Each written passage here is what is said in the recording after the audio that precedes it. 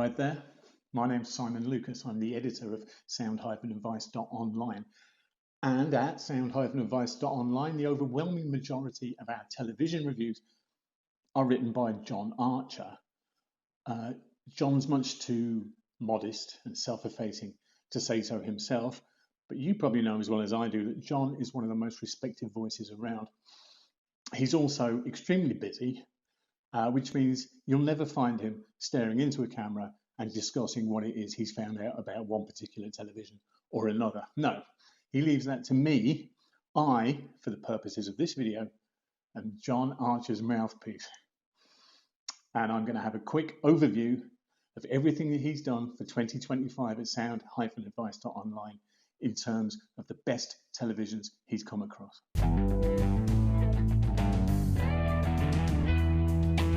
In January of 2025, John reviewed the Hisense 110 UXN for us. That's a 110-inch mini-LED TV, which at the time cost £19,999. If you shop around now, you can find it for £18,999, a bargain. I think we can all agree. Now, these are some of the highlights of what John had to say about this. More than 2.5 times brighter than the brightest TV I've ever tested.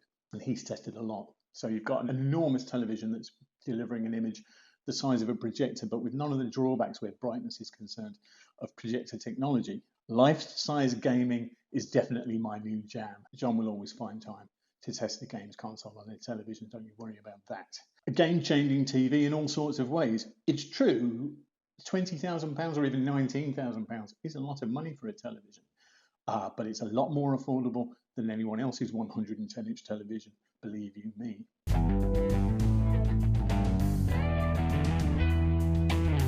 Next up, it's March 2025, and John's review of the LG OLED 65 G5 OLED television, which was $3,299 on the day he tested it, and $2,299 on the day I'm making this video. Here's what John had to say. He said, the second major revamp of LG's OLED screen technology in 3 years. The new panel tech is officially known as primary RGB tandem, though you may have heard it called 4-stack. I think we're all calling this technology 4-stack because otherwise we all have to type primary RGB tandem all the time. A 30% increase in brightness over the outgoing G4, which was itself pretty punchy. Great news for an OLED television. About the only stick you could ever beat an OLED with was a relative lack of brightness, but that's not the case with the G5 by all accounts. The usual LG roster of gaming features adds to the company's reputation for fantastic gaming displays. I mean, that's almost a given with LG. They really take the gaming aspect of their TVs seriously, and the G5 is no exception. Spectacular cinematic picture quality. Nothing much to add to that, really.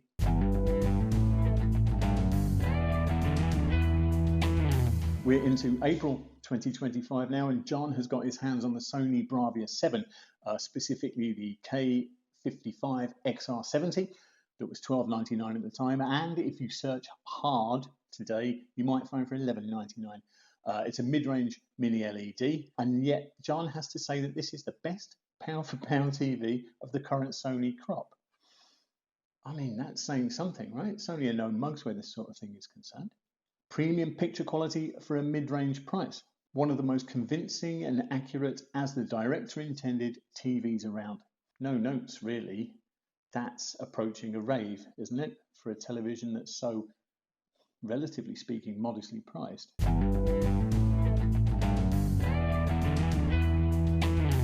Mind you, if you thought the Sony Bravia 7 review was a rave, join me in June of 2025 when John is testing the Sony Bravia 8.2. That was $2,499 when he had it for the 55-inch model that he reviewed.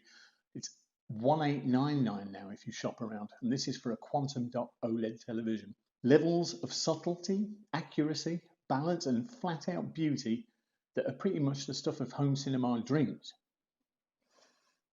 It's not like John to get carried away like this, I promise you. I've known him a long time. The Bravia 8.2 goes beyond most, if not all, of its OLED rivals with its control of near black details. Some of the most refined, immersive, and beautiful pictures I've ever seen from a TV. Like I say, John's not the sort of bloke to get carried away. He sees lots of TVs all the time, and you have to go some to impress him to this sort of level. So kudos to Sony and the Bravia 8 II. And we're only at June.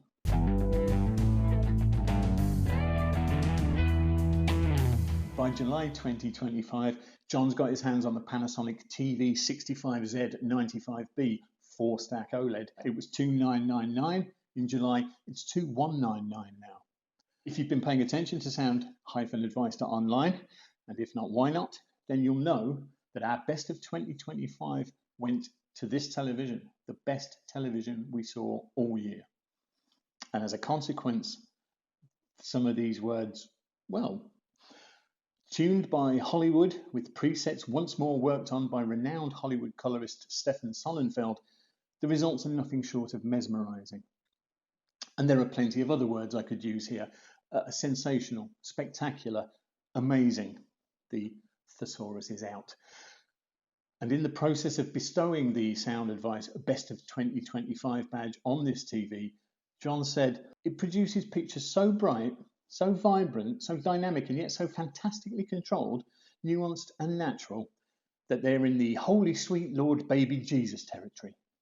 I haven't really got anything to add to that.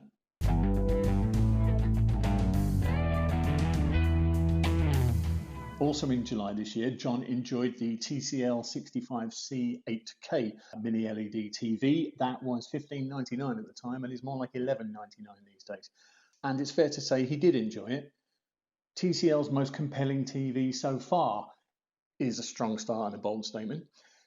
You have to try if you want the 65C8K's pictures to look anything less than excellent. And a statement TV that proves just how ready, willing and able TCL is to deliver wholesale changes at speed, even working with premium brands as well established as Bang & Olufsen in the process, and without harming its reputation for offering great value. A 65-inch mini-LED that was £1,600 performed this way is pretty decent value. These days it's more like £1,200, which means it's exponentially better, right?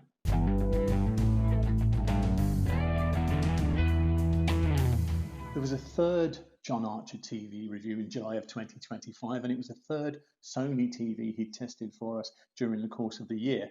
This time it was the Bravia 5, the K65XR55 to be precise, $16.99 at the time, $12.99 now, an entry-level mini-LED TV, but nevertheless a beautifully well-rounded, balanced and nuanced approach to picture quality. Skin tones are particularly good for a TV at the 65-inch Bravia 5's price level. And this is probably the most telling. This is what I love about John's reviews, because he will absolutely let you know all about how it is for him. I keep falling into just watching and enjoying whatever is on, rather than engaging my critical TV testing faculties. What a guy.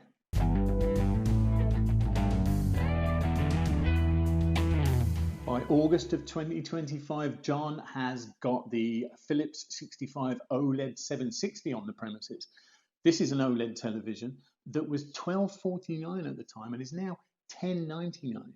The cheapest 65-inch OLED I've ever tested still oozes the brand's DNA from every pore, which is good news, right? Because what Philips doesn't know about turning out a high-quality OLED television isn't worth knowing, really.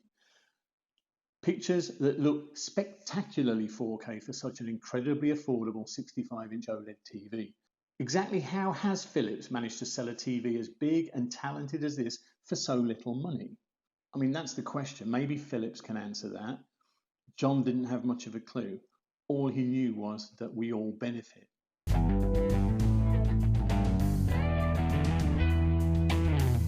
Most recently, in October of this year, John tested the LG OLED 65 C5 that was $2,099 and is now $1,699 in the 5 minutes or so that it's been on sale. This is an OLED television, and the apparent effortlessness of the LG's picture brilliance seems baked in. A combination of spectacle and beautifully immersive consistency, outstanding gaming talents, thank you LG, and sophisticated AI-driven smarts, which means John has gone out of 2025 the same way he came in, which is telling it like it is.